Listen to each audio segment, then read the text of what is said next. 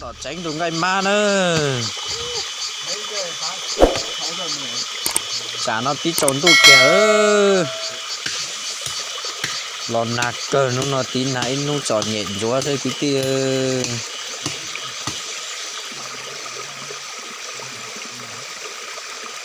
nên từ bỏ thì ba lại theo đăng ký ủng hộ đâu bé cho quý tia nói nó khó đẹp bé do lòn nạc tròn nhện thâu nữa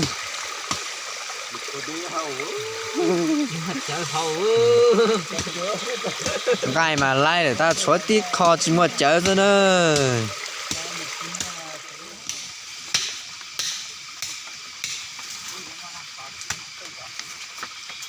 chỉ ít chai nồng nữa con này nè con này con to nhất con to đi ôi tụi ma nữa nó lọn nạt y nung cổ muốn dùng cờ kìa lấy tụi ma nữa biết gì không gì nữa lọt cờ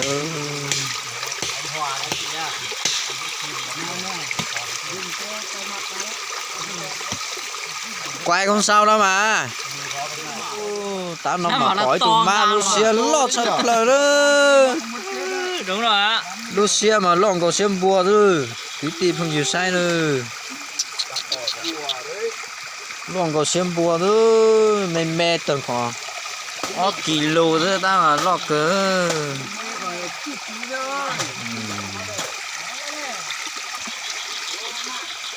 này cái thất đâu rồi gì cá ta nữa chỉ bên nọ mà này mà đó bên nọ kia nữa chỉ nên ngắm mỏ đó bên nọ kia nữa cái tìm không nữa con đi ăn cả ốc luôn à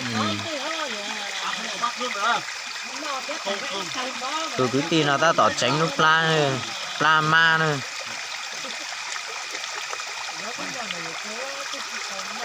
tránh pla tránh nhú ủa của e nữa nó tự bay về nha, không phải anh em đã súng bắt đâu nha. chỉ chành nồng nữa chỉ bên nọ mà thay đâu này sai nữa cứ tìm mong nữa ta kia nữa nhớ tỏ hai giống lòn nào với chọn nhảy cờ nữa Gì đây? Đang đợi anh em à? Đúng rồi đang khen chứ không tôi chiều nó tôi lót cha thôi nông nào Rông thệ. rông cầu lắm rồi chưa hôm nay nó cá sập vào nữa chỉ lại đặt số sư ít chài có thế y lo con ma thế tôi cứ tiền để ta tỏ chó ngày ma thôi chỉ biết cái ngày ma cá can này ngắm món nó bên nọ kia nữa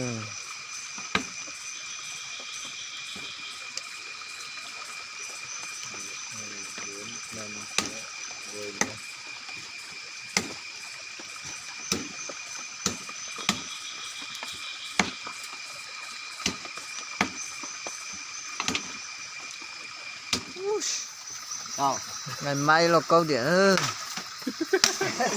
cần tự làm sao rồi chứ cho chủ lò cây đỏ cá lê cá sữa chỉ cứ tìm không dưới này nó bên nọ kia nữa không bỏ đâu mình không ăn ớt Bỏ vào thì mới ngon chứ. Bỏ cả quả vào nó không cay. Bỏ cả quả thôi. Tự ăn quả thôi. thì mình bỏ tí thôi bỏ vào lúc mình cay mình không ăn được mang chiên phải chiên hết giờ hạt giống là mà tí trong con cua nữa chừng qua mà giờ thì lấy nọ kìa nữa nhiều anh nhà giả hơn lử thứ đó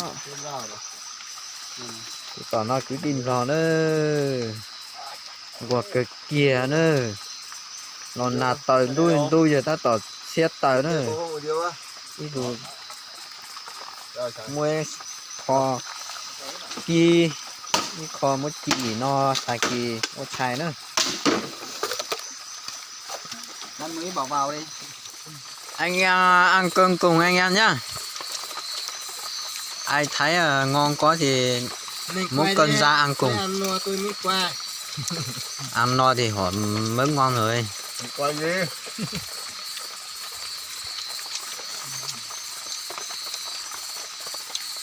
Tao hùng của cô à? Tao cô à? Ừ. Tao bị cô à? Không được à? nó sĩ đúng anh nó nữa các tạ Món nào ăn mạnh vào này cô. Món nào cũng thế ạ. Ăn hết ở nhà. Ăn được. Nhai được á. Ăn được. anh ăn có ngon không ngon lắm nha Không ngon. ai Đây này không có rượu uống rồi. ai cũng không nói chuyện cho ngon lắm Thiếu rượu.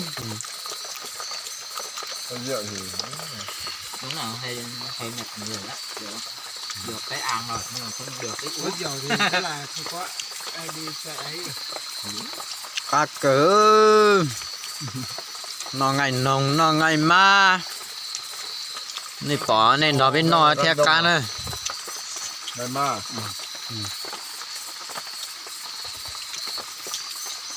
như cho cứ kia ngon quá á Măng về nấu canh. Không ai á. áo được cứ kia sát bể nó áo được cứ tìm bò nữa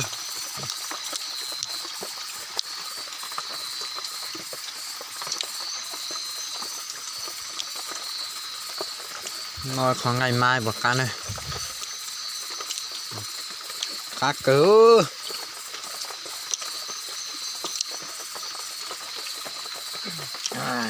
Ngon.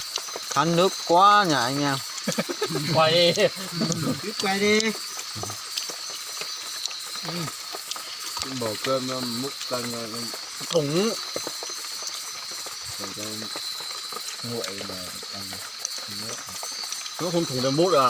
Không, canh thì phải uống cho nó nóng ngon. Nguội thì nó chẳng ngon mấy. Đây. Ta làm kìa đi. Em biết nó. Ăn thử đó nhá. Thả luôn đấy. Cẩn thận đi.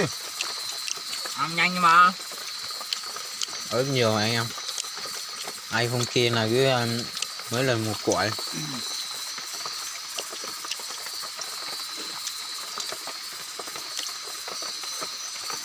Ngon mà. nó bây giờ hạt giống nhớ rồi sát tết chờ nhắn là nữa cứ tìm mong nữa sao nó cũng chỉ cho cái đôn ra hết ta mùi giò của tao nói hết nữa Không có biết chấm. nó là in nó với chọn nhẹ sắp lớn bỏ nó lên lại ha đăng ký ủng hộ bây giờ cái kia nè Ôi giời ơi. Nó mà ăn sướng hết. Biến luôn tay rồi. có tỏ là có ngày ma nữa cho con mì nó hỏi nữa Nó tưởng là một canh không. kinh cay của trái nữa ta kỳ nó kia ý là con cay ngày nồng ngày nà nữa chân tua nó trái nữa cho cái tí chạy mi giò rồi ta kia sẵn giò là mi giò lấy ý tù nà ha ó tù nồng rồi một chỗ ý là cao kia nó lại chạy cho cá mi giò rồi họ cũng nó hậu trẻ ô chài to lớn này ý là con cái nồng cái nà chân tua cá thì cái tim mà ý chỉ bên nó với thay đó này sai nên đó bên nó thế cá bỏ chả nữa đi nữa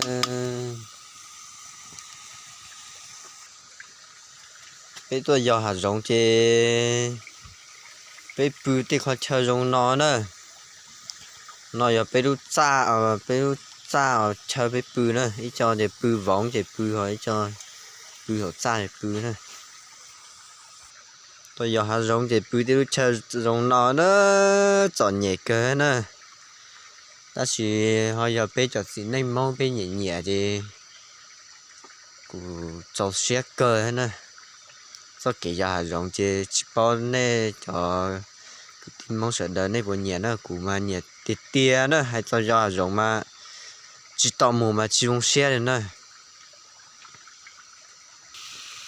ơ ý là con nà lâu là con nà nông chân tua nó nữa cá hình nữa